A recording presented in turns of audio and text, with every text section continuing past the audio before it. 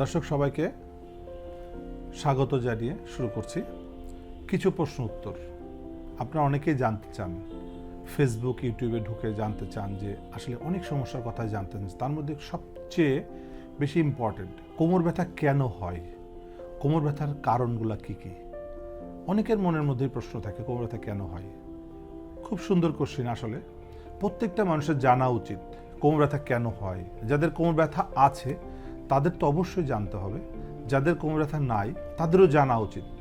যদি আপনি জানতে পারেন কোমর ব্যথা কেন হয়, তাহলে সেটা যদি আপনি প্রিভেনশন করতে পারেন, তাহলে কিন্তু আপনি কোমর ব্যথা থেকে মুক্তি পেতে পারেন। যেটা আমরা বলছি prevention is better than cure. কোমর ব্যথা কেন হয় আমরা যদি বলি, কোমর ব্যথা সাধারণত দুইটা কারণ, মূলত মেকানিক্যাল ব্যাক পেন এবং pathological back pain. Mechanical back পেনের সংখ্যা কিন্তু সব থেকে বেশি, যেটা আমি সবসময় বলে থাকি। মেকানিক্যাল ব্যাক পেনের মধ্যে যেটা আমরা সবাই জানি যে PLID, prolapse lumber intervertebral disk, এই সমস্যাটা কিন্তু কমন। এটাকে আমরা মেকানিক্যাল ব্যাক পেন বলছি, যেটা ইনজুরি থেকে হচ্ছে। পাশাপাশি স্পন্ডোলিস্থেসিস হতে পারে, যেটা আমাদের স্লিপ ভার্টিব্রা। আমরা জানি আমাদের মেরুদণ্ডে ছোট ছোট হাড় থাকে, দুইটা হাড়ের মাঝখানে একটা করে টিউব থাকে, টিউবের মধ্যে থাকে জেলি। আমরা সাধারণত সামনে ঝুঁকে, সাইডে ঝুঁকে বিভিন্নভাবে কাজ করতে গিয়ে কোমরের নিচে সবারই কিন্তু একটা চট করে একটা শব্দ হয় বা টান খায়। অনেকে বলছে কোমরের ছোট্ট করে টান খেয়েছে, সাথে সাথে চিৎকার দিয়েছে, প্রচণ্ড পেইন। তখন কি হচ্ছে, ডিস্ক প্রোলাপস হয়ে যাচ্ছে। এটাকে আমরা বলছি স্লিপ ডিস্ক বা PLID। আবার অনেকে আছাড় খেয়ে বা স্লিপ খেয়ে পড়ে যাচ্ছে, পড়ে গিয়ে কোমরে একটা হাড়ের জয়েন্ট সরে গেল, যেটাকে আমরা বলছি স্লিপ ভার্টিব্রা বা স্পন্ডোলিস্থেসিস। এটার কারণে কিন্তু এটাকে আমরা অ্যাকচুয়ালি মেকানিক্যাল ব্যাক পেন বলছি। এছাড়া প্যাথোলজিক্যাল ব্যাক পেনের সংখ্যাও কিছু রোগীদের আছে, প্যাথোলজি, বিভিন্ন ধরনের প্যাথোলজি নিয়ে তারা আক্রান্ত। প্যাথোলজি কিন্তু আমাদের প্রিভেনশন করা খুব সহজ নয়, বাট মেকানিক্যাল পেনকে আমরা প্রিভেনশন করতে পারি। প্যাথোলজিক্যাল ব্যাক পেনের মধ্যে কী কী আসছে তাহলে? স্পাইনাল কর্ডের টিউমার একটা সমস্যা, এটা কিন্তু কেউ কন্ট্রোল করতে পারে না। টিউমার কিন্তু অটোমেটিক হতে পারে। স্পাইনাল কর্ডে ক্যান্সার হতে পারে, টিউমার থেকেও ক্যান্সার হতে পারে, বোন ক্যান্সার হতে পারে, বোন টিবি হতে পারে। এগুলোকে আমরা বলছি প্যাথোলজি বা রোগ। রোগের কারণে যে কোমর ব্যথাটা হচ্ছে সেটাকে আমরা বলছি প্যাথোলজিক্যাল ব্যাক পেন। আর ইনজুরিগত কারণে বা আমাদের মুভমেন্টের কারণে বা আমাদের পোশ্চার ফল্টের কারণে যে ব্যথাগুলো হচ্ছে সেটাকে আমরা বলছি মেকানিক্যাল ব্যাক পেন। সো তাহলে আমরা বুঝতে পারলাম যে কোমর ব্যথার মূল কারণটা কি এবং কি কি কারণে ব্যথাটা হচ্ছে। সামনে ঝুঁকে কাজ করলে কোমর ব্যথা হতে পারে, আছাড় খেয়ে পড়ে গেলে কোমর ব্যথা হতে পারে।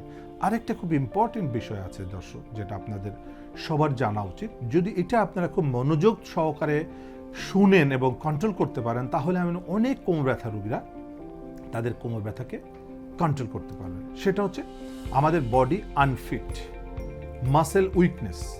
দেখবেন পায়ের শক্তি যদি কম থাকে তাহলে কোমর ব্যথা হতে পারে। যেটাকে আমরা বলছি একটা বিল্ডিংয়ের যে কনস্ট্রাকশনের ফাউন্ডেশন দুর্বল থাকলে একটা বিল্ডিং যেমন ভেঙে যেতে পারে, ঠিক তাই আমাদের পায়ের মাসেল বা কোমরের মাসেল যদি দুর্বল থাকে, আপনার শরীরের ওজনের তুলনায় পায়ের শক্তি কম, সেই ক্ষেত্রে আপনার কোমর ব্যথা হতে পারে। এটাকেও আমরা মেকানিক্যাল ব্যাক পেন বলছি। এবার তাহলে আসে আমরা কিভাবে জানতে পারবো যে আমার কোমর ব্যথা কী কারণে হচ্ছে। নিশ্চয়ই জানতে ইচ্ছা করছে সবাইকে। আসলে কোমর ব্যথা অনেক রোগী কিন্তু সাফার করছে বছর পর বছর। SP হসপিটালে কিন্তু আমরা অনেক রোগী দেখছি যারা 5 বছর, 10 বছর, 15 বছর, 20 বছর ধরে কোমর ব্যথায় সাফার করছে, কিন্তু জানে না কি কারণে কোমর ব্যথাটা হচ্ছে। তাদের অবশ্যই জানা উচিত এবং প্রত্যেকটা রোগীর যেদিনই কোমর ব্যথা হবে আপনাকে অবশ্যই সেদিন আপনাকে জানতে চেষ্টা করতে হবে যে আমার কোমর ব্যথার কারণটা কী। তাহলে এই কারণ জানার জন্য আমাকে কি করতে হবে? অনেকেই দেখবেন যে কোমর ব্যথার জন্য কি করছে, রক্ত পরীক্ষা করছে। কোমর ব্যথার জন্য রক্ত পরীক্ষা করা কিন্তু এমার্জেন্সি না। কোমর ব্যথার জন্য আল্ট্রাসোনোগ্রাম করছে, সেটাও কিন্তু এমার্জেন্সি না। কোমর ব্যথার জন্য এক্সরে করছে, হ্যাঁ এক্সরে কখনো কখনো কাজে লাগতে পারে। যদি আপনি আছাড় খেয়ে পড়ে গিয়ে কোমর ব্যথা হয় অথবা উপর থেকে পড়ে গিয়ে কোমর ব্যথা হয়েছে, সেই ক্ষেত্রে আমরা দেখতে চাই যে হাড় ভেঙেছে কিনা, সেই ক্ষেত্রে এক্সরে কাজ করতে পারে, এক্সরেতে দেখা যেতে পারে। বাট আলটিমেট যেটা আমরা বলবো যে কোমর ব্যথা দেখার জন্য আলটিমেট সলিউশন যেটা, একটা MRI করতে হবে। কোমর ব্যথার রোগীরা দেখবেন যে শেষ পর্যন্ত কিন্তু MRI করছে, কিন্তু অনেক ঘাত প্রতিঘাত সহ্য করে, অনেক ঘাটে ঘাটে ঘুরে, অনেক ওষুধ খেয়ে, অনেক চিকিৎসা করে, অনেক সময় নষ্ট করে, অনেক কষ্ট করে শেষ পর্যন্ত সে এমআরআই করতে বাধ্য হচ্ছে। কিন্তু সেই এমআরআইটা যদি আগে করা হতো তাহলে কিন্তু এই যে মাঝখানে যে সময়টা নষ্ট হলো, টাকা অপচয় হচ্ছে, এটা কিন্তু হতো না। তাহলে প্রথমেই যদি আপনি একটা এমআরআই করতে পারেন তাহলে কিন্তু আপনি প্রথমেই জানতে পারছেন আপনার রোগের কারণটা কি, কোমর ব্যথার কারণটা কি। দেন ওই কারণটাকে সমাধান করতে হবে, ব্যথাকে না। কারণটা সমস্যার সমাধান করলেই কিন্তু ব্যথা মুক্তি হবে।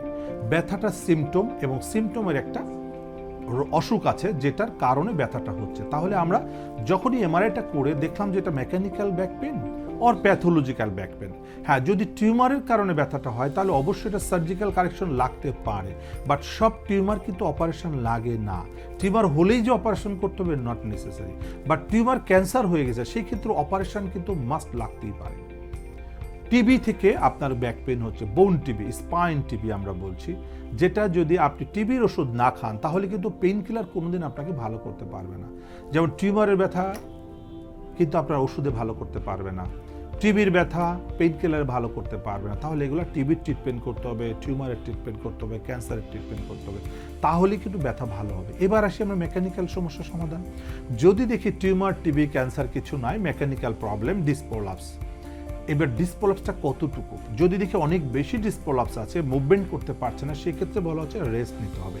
রেস্ট নিলেই কিন্তু ডিসপ্রোলাপসটা রিপেয়ার হয়ে যাচ্ছে। পাশাপাশি ফিজিওথেরাপি নিয়ে বডির ফিটনেসটাকে ফিরিয়ে আনতে হবে, যেটা আমরা এসপি হসপিটালে করে থাকি। এসপি হসপিটালে 21 দিনের ট্রিটমেন্ট হচ্ছে, 21 দিন তাকে বেড রেস্টে রেখে ওই ফাটলটাকে রিপেয়ার করা হয়। যদি ডিসপ্রোলাপস থাকে, যদি স্পন্ডোলিস্থেসিস থাকে, তাহলে রেস্টের কারণটা রিপেয়ার হয়ে যাবে।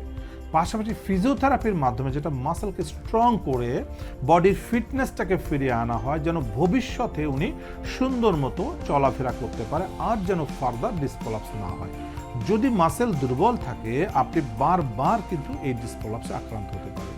এই জন্যই ফিজিওথেরাপি হচ্ছে থেরাপিউটিক এক্সারসাইজের মাধ্যমে বডির ফিটনেস বাড়িয়ে, যেটা হচ্ছে রিহ্যাবিলিটেশন বা পুনর্বাসন, যেটার জন্য এসপি হসপিটাল গত 25 বছর যাবৎ সুন্দরভাবে এই সার্ভিসটা দিয়ে আসছে।